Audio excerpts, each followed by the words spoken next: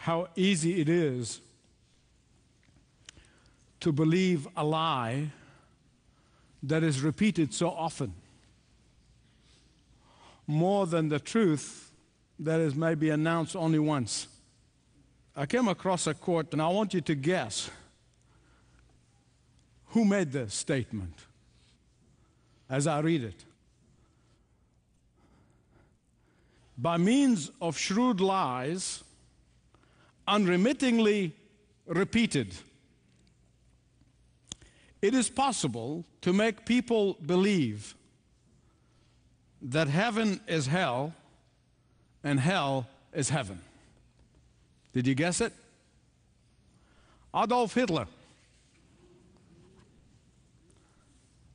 And you see, that is exactly the modus operandi of the devil. That is how Satan works, by selling us the greatest lie. And he is succeeding in our society today. He uses his emissaries in the media, in the government, and yes, in the churches, to try to confuse people and to disbelieve even indisputable truth. It was Mark Twain who once said that, get your facts straight first, then you can distort them as much as you want. Satan knows his facts. He knows them well. And he knows exactly how to distort the facts. In fact, the Bible said that Satan believes in Jesus and he trembles at the sound of the name of Jesus. Every time I think of how our society is blindly heading into the abyss, I think of that Bedouin who was in the Arabian desert, who woke up in the middle of the night in his tent and was hungry. And the only thing he had in that tent was a bunch of dates.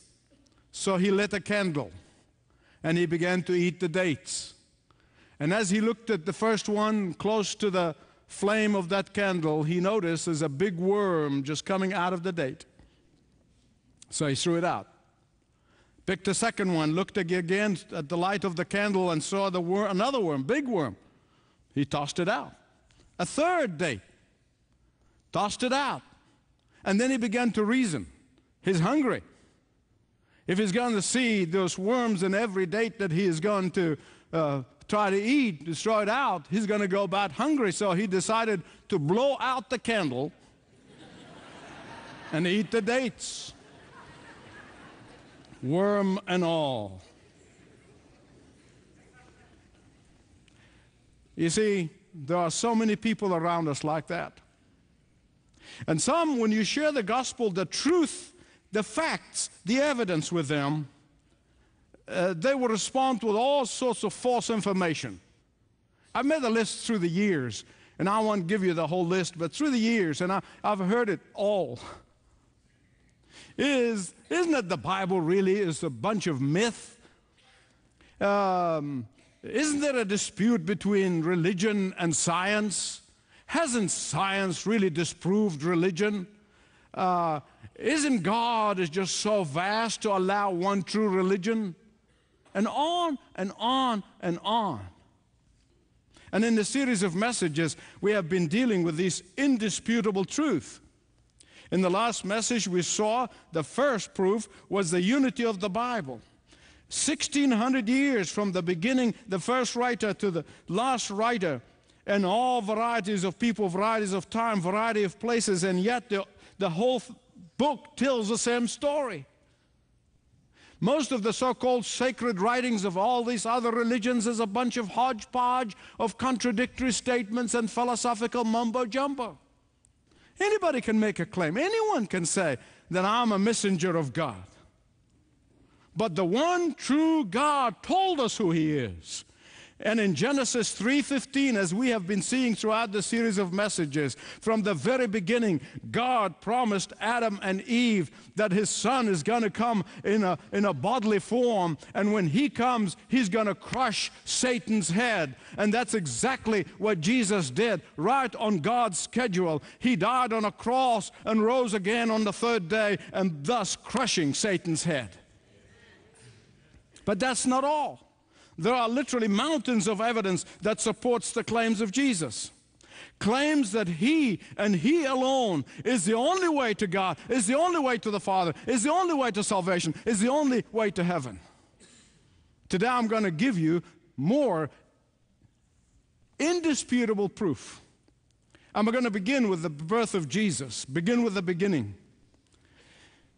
The advanced of science and astronomy and computer science of today are giving us more powerful confirmation of the biblical account of Jesus than ever before. Everyone knows the story of the Magi and the Star of Bethlehem. And for centuries, people have interpreted the story suggesting that the Star of Bethlehem moved around in the sky, guiding the Magi from place to place, and then led them to Bethlehem. Then came an American lawyer by the name of Frederick Larson.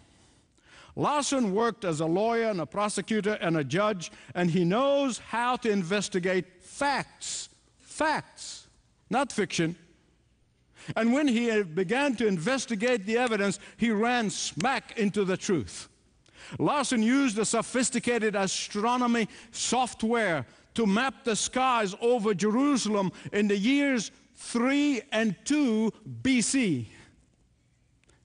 And he made an amazing discovery. He made a discovery that Matthew's account of the birth of Jesus fits perfectly with the behavior of the appearance of planet Jupiter as it passed through the night sky in 3 BC. Listen carefully. In Matthew's time, the planets were known as the wandering stars because of their motion around the sun against the background of the fixed stars in the universe. Jupiter was known as the king of the wandering stars.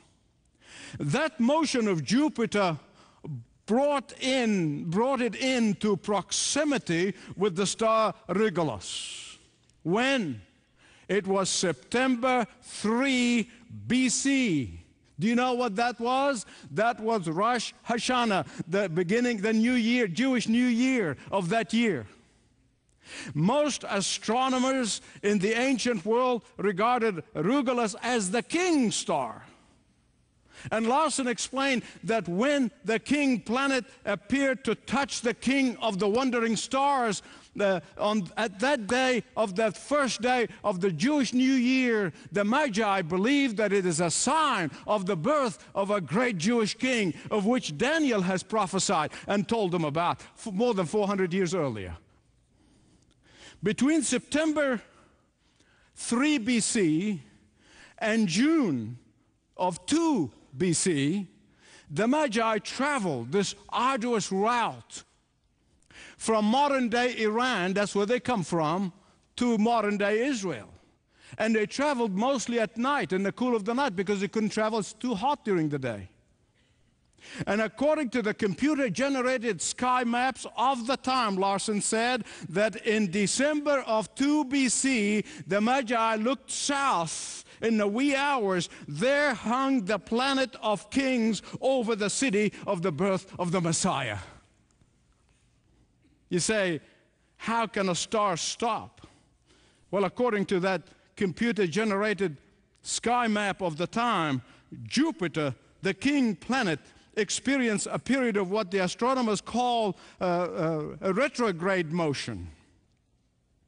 Though the planet was actually moving in the orbit around the sun, Jupiter appeared to stop in its tracks when it's viewed from planet Earth.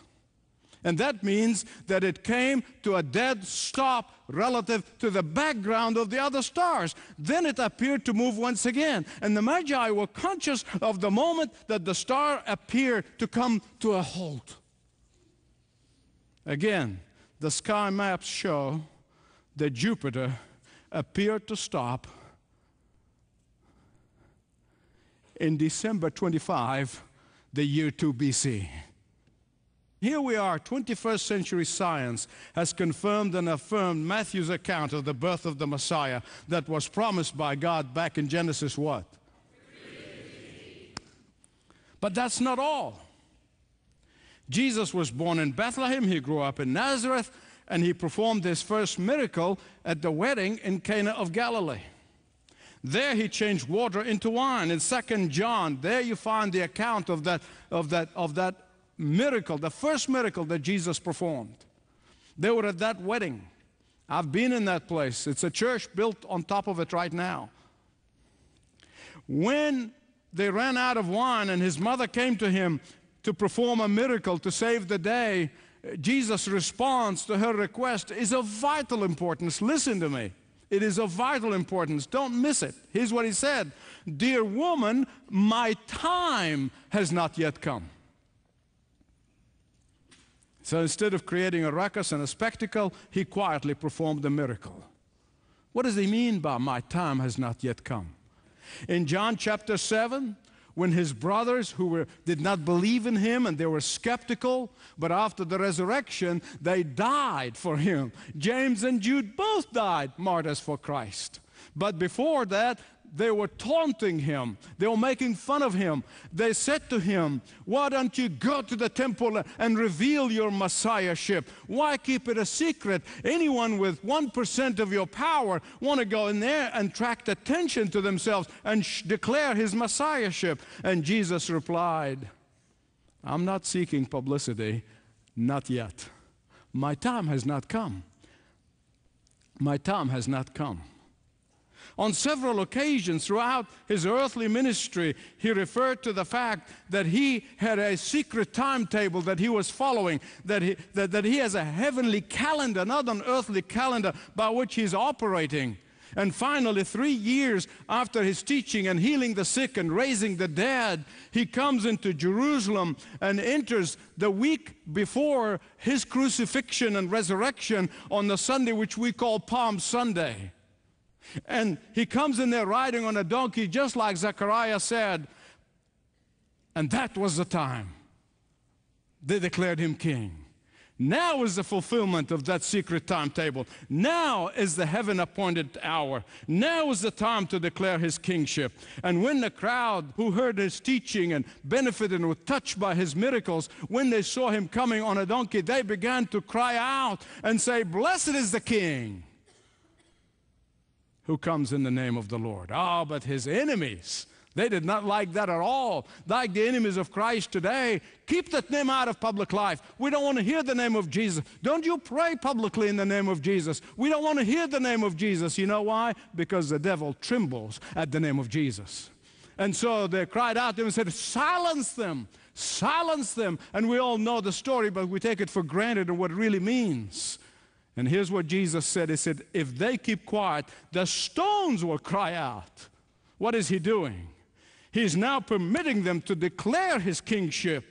Now he is saying, go ahead, call me king, for that's what I am. What has changed? Why didn't he do it in the beginning of his ministry? Why did he wait until that moment and he allowed them to call him king? Because that's the time when it was meticulously and miraculously and precisely foretold by Daniel the prophet. Listen carefully. In Daniel chapter 9, the archangel Gabriel gave Daniel an exact date and time on when Jesus is going to be crucified and resurrected. It wasn't a haphazard guess, within a matter of few days or few weeks or few years, give or take. No. Hear me right, please. Listen, Jesus is no founder of a religion. Jesus is not another prophet. Jesus is not a preacher of the God consciousness. No, and a million no. He is the only one true God.